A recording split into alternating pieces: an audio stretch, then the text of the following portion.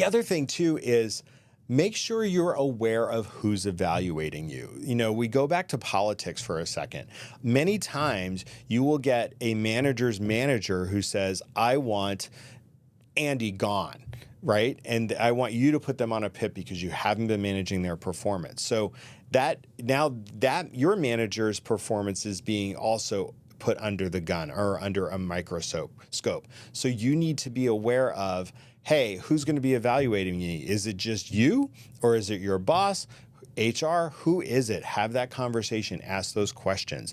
And then if the answer is, well, obviously my director has, oversight about, the performance plan that you're on.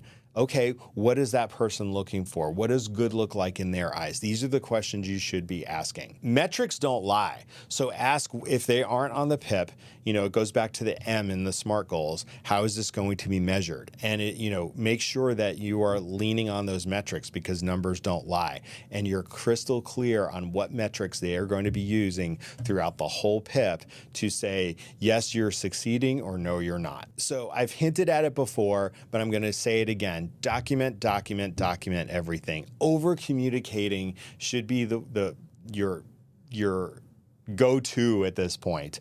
Following up with emails, indicating, hey, an email came through with a task or whatever it is.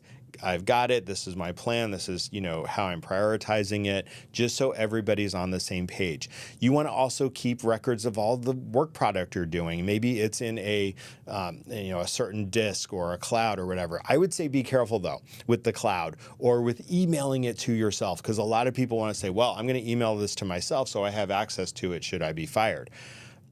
On its face, I don't think that's a bad idea, but I've talked to several people that, a friend of mine got laid off and they said, hey, on X date, you accessed this file and it looks like you emailed it to yourself. What was that? Be careful of how you access and share back with yourself intellectual property, whatever it is. So look at the policy and probably in the employee handbook about how your employer defines that. But put it on, in a folder on your desktop so you have easy access to your documentation about what you're doing in response to the PIP and what work product do you have. So it's at your fingertips. You've got it at the ready should it ever come up, should you ever need it throughout the course of the PIP or afterwards.